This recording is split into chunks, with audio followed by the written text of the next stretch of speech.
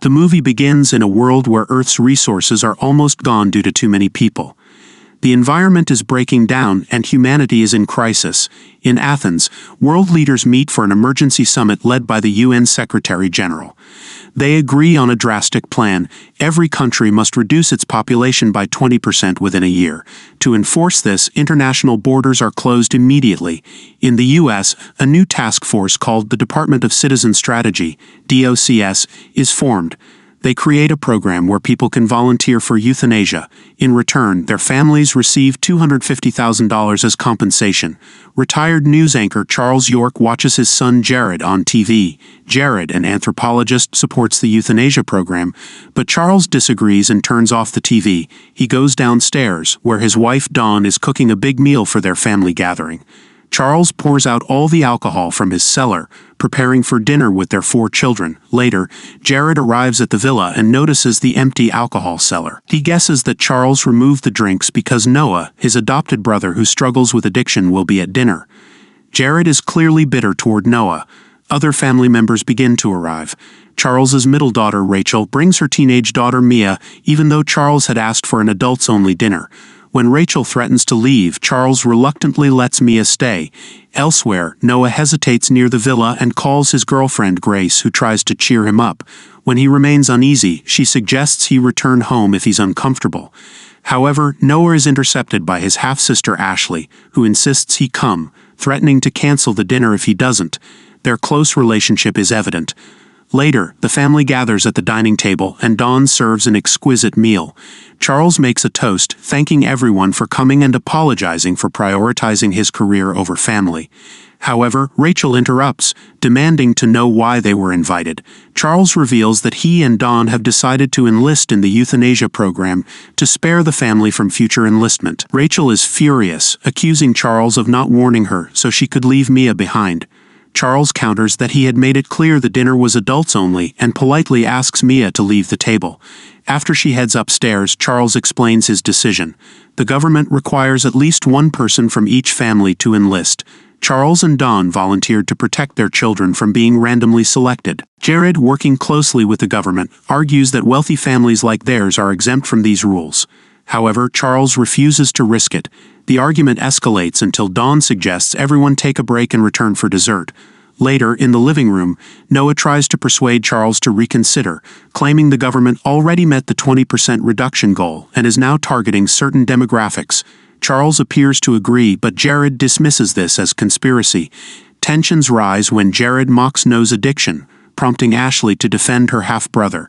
In her anger, she accidentally reveals Noah has a girlfriend. To everyone's surprise, Charles is delighted and asks to see a photo. Soon after, Charles leaves to help Dawn but returns with a note. Dawn has fled the villa, having second thoughts about enlisting. Just then, the doorbell rings. Officials from DOCS, scheduled to arrive that night, have come early.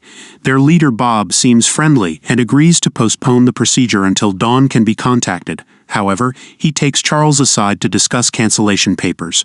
When Charles reads the documents, something enrages him. Bob warns that refusing both options could ruin Charles's reputation, property, and wealth. Visibly shaken, Charles announces to his children that he will proceed with the euthanasia but doesn't explain the paper's contents. He lies in bed as his family gathers in despair. Bob administers the procedure and Charles is euthanized. As the DOCS staff takes Charles's body, Bob reveals they need a second cadaver, as their assignment called for 2. When Noah protests, armed DOCS personnel enter. Bob explains they have 2 hours to decide who will take Dawn's place. He also reveals their house is under surveillance, with no access to communication or the internet. Furthermore, DOCS has collected everyone's private data, including browser histories and emails. Mia, being a minor, is exempt and taken to Bob's caravan. Back in the living room, the siblings argue.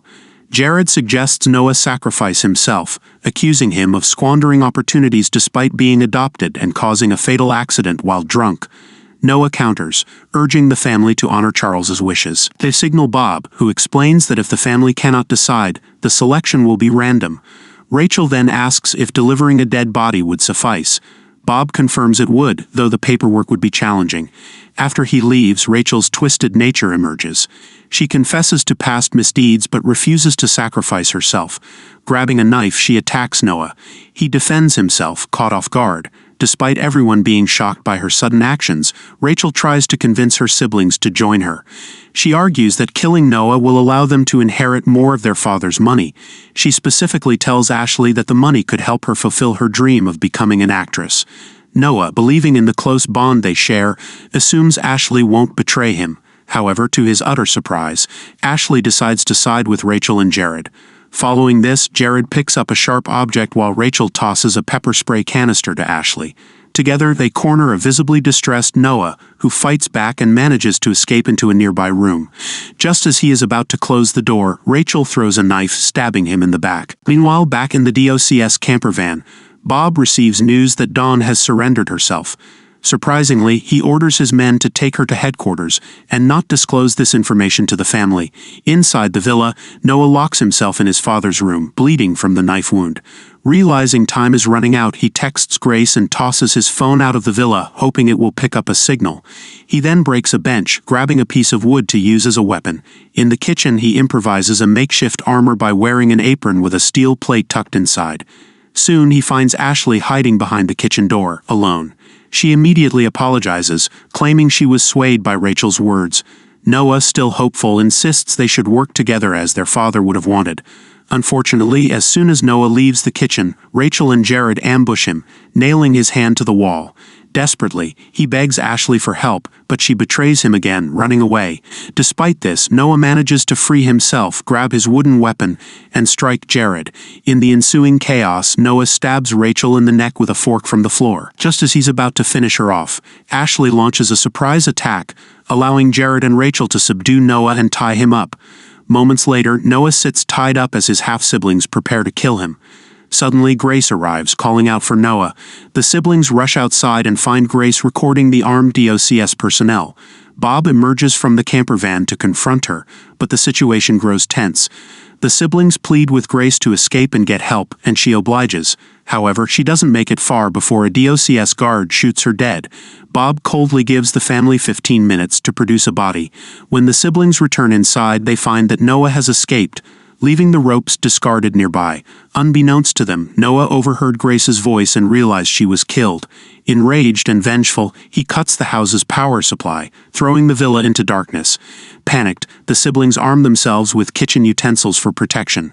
Noah suddenly attacks, stabbing Ashley multiple times and fighting the others. By the end of the brutal fight, all three siblings are left on the floor, hurt and exhausted. After the chaos, the siblings start to reflect on their actions. Rachel, usually selfish, volunteers to be euthanized. Jared and Ashley argue against it, offering to take her place and admitting they've been bad siblings. Seeing this, Noah softens and suggests they team up to kill Bob instead. The others agree, but first, they help Ashley with her wounds. When time runs out, Bob and his deputy Tom arrive at the villa. They find Ashley lying unconscious. While Bob checks on her, Ashley suddenly wakes up and stabs Tom in the leg. The other siblings grab knives hidden in a flower vase and attack. Bob and Tom are overpowered, and the siblings force the DOCS guards to surrender. Sadly, Ashley's injuries worsen and she passes out. Bob tries to escape, but Jared stops him with a gun and knocks him out. When Bob wakes up, he is tied to a chair. The York siblings prepare to euthanize him. Bob warns them that killing a DOCS officer will put their children in danger, but they don't listen. Desperate, Bob offers a deal. He reveals that Dawn is alive and safe at DOCS headquarters. If they spare him, he will create a false story so the family can live in peace with Dawn. A few days later, Noah is seen performing on stage, playing the piano. His family, including Dawn, sits proudly in the audience. It's revealed the siblings took Bob's deal. Bob announced that Grace and Ashley volunteered for euthanasia, ensuring the family's safety. Thank you for watching. Don't forget to subscribe and see you in the next video.